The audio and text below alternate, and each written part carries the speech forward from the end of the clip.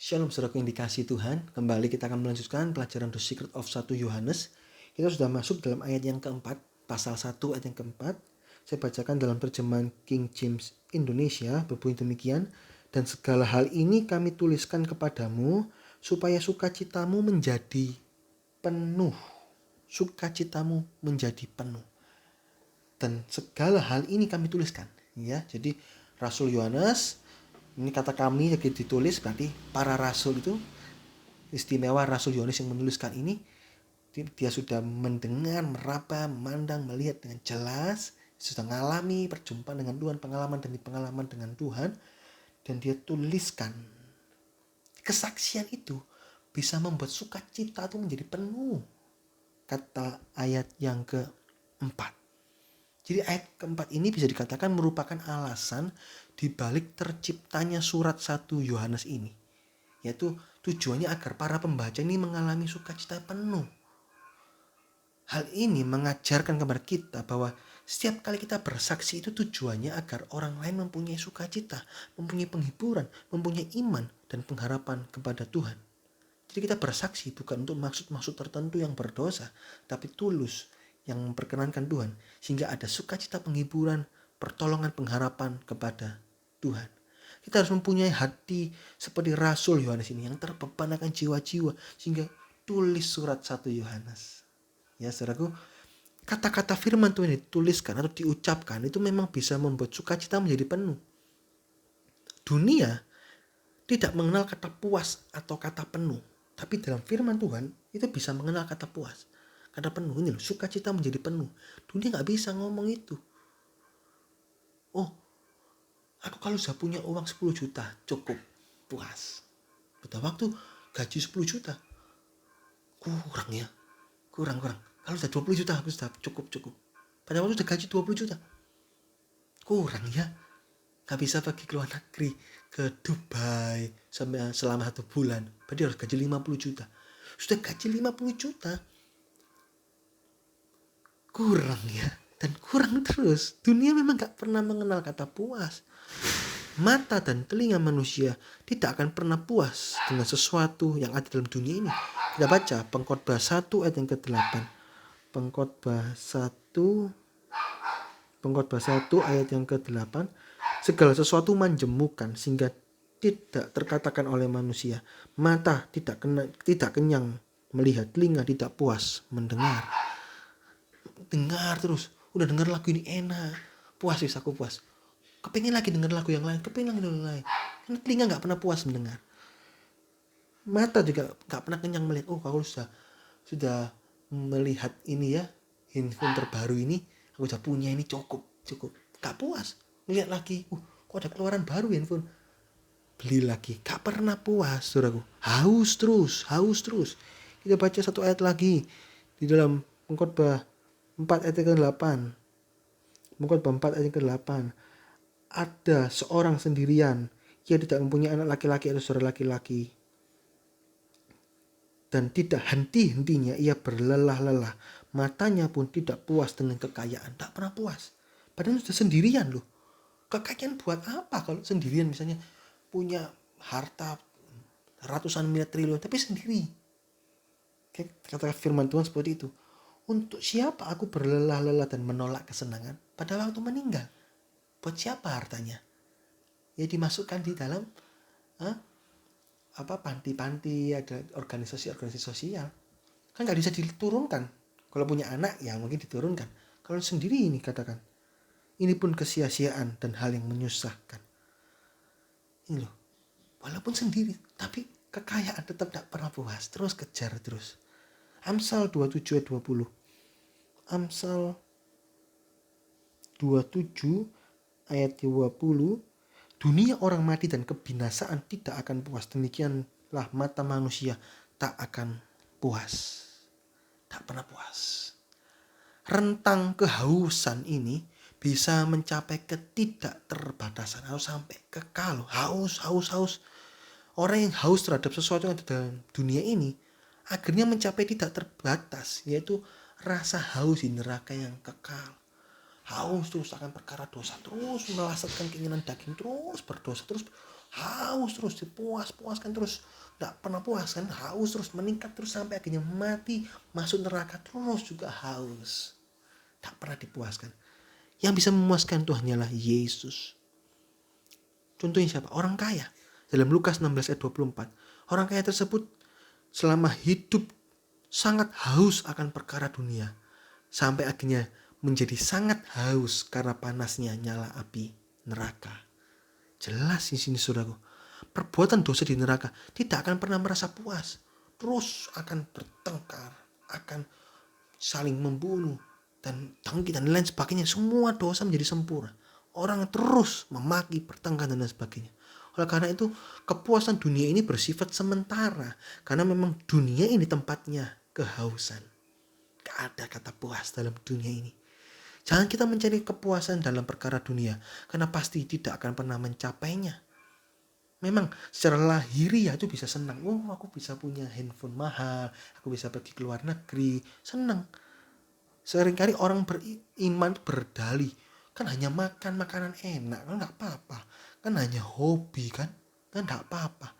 Tapi semuanya itu bisa dimanfaatkan iblis untuk menjatuhkan kita sampai haus yang kekal di neraka. Oleh karena itu hati-hati saudara. Ingat, dalam tertawa pun hati berasa sakit atau kosong. Itu dalam Amsal 14 ayat 13. Di dalam tertawa pun hati dapat merana dan kesukaan dapat berakhir dengan kedukaan. Oh, tidak apa-apa melaksanakan keinginan daging. Tidak apa-apa berdosa. Dipuas-puas, senang-senang, masih muda, senang-senang.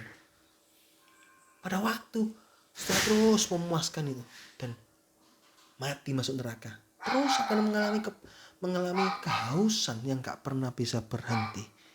Nah, sukacita saudaraku, yang bisa membuat sukacita penuh itu hanya di dalam Yesus Kristus. Sukacita kita menjadi penuh, sukacita kita menjadi penuh dan tidak akan pernah bisa haus lagi. Gak akan pernah bisa haus lagi. Sukacita kita terus meningkat terus. Di dalam Yesaya 47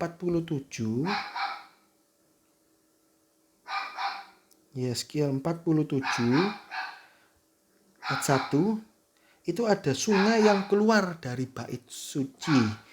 Itu 1000 hasta masuk lagi sampai lutut. Awalnya sampai pergelangan kaki, mata kaki. 1000 hasta lagi sampai lutut, 1000 hasta lagi sudah sampai dada, dan 1000 hasta lagi tak terseberangi, gitu kata Yesaya 47 ayat yang kelima. Ini melambangkan satu sukacita yang penuh, yang tak terbatas, yang tidak akan pernah bisa habis. Saat kita mengalami pandemi corona ini saudaraku, mungkin sebagian orang merasa sedih, merasa hidupnya merana, hidupnya stres, gak bisa kemana-mana. Tapi di dalam Tuhan Yesus ada sukacita yang kekal ini saudaraku, yang dia dipuaskan. Cuman baca Alkitab loh, baca Alkitab, buku ini aja, ini bisa mengalami kepuasan yang kekal saudaraku, kepuasan yang bisa membuat hidup kita menjadi berarti saudaraku, membebaskan orang dari dosa. Inilah fase-fase yang tidak terbatas itu Roh Kudus yang membuat segala sesuatu tidak terbatas saudaraku. Terus meningkat, terus dibawa, dikiring orang beriman ini menuju percepatan rohani, menuju ke arah yang kekal dalam sorga. Allah memberikan janji dalam hadirat Allah terdapat perkara yang tidak terbatas sehingga sukacita menjadi penuh. Kisah 2 ayat yang ke-28. Kisah 2 ayat yang ke-28. Engkau memberitahukan kepadaku jalan kehidupan. Engkau akan melimpahi aku dengan sukacita di hadapanmu. Dalam bahasa Inggrisnya full of joy. Memenuhkan sukacita saya, kesukaan saya penuh. Dalam Lukas 24 ayat 49. Tunggulah sampai engkau akan diperlengkapi. Dalam bahasa Yunani itu enduo, dipakaikan dengan kuasa dari tempat yang maha tinggi, sehingga membuat kita terus masuk lebih dalam lagi dalam persekutuan dengan 3 pribadi Allah saudara.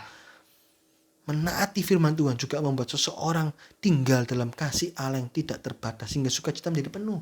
Kita baca lagi Yohanes 15 Yohanes 15 ayat 10 dan 11.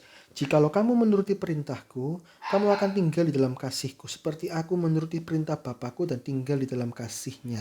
Lihat, semuanya itu kukatakan kepadamu supaya sukacitaku di dalam kamu dan sukacitamu menjadi penuh. Saat kita baca Alkitab, sukacita jadi penuh, puas. Saat kita bisa berdoa, tinggal dalam kuasa Roh Kudus, dipimpin Roh, suka berdoa, itu juga puas. Macam-macam kepuasan ini, saudaraku. Tinggal dalam Allah, sukacita kita menjadi penuh. Dan sukacita tersebut, sukacita yang tak terkatakan, unspeakable joy, dalam 1 Petrus 1 ayat 8. Memang, saudaraku, sebegitu dekatnya Allah itu dalam hidup kita.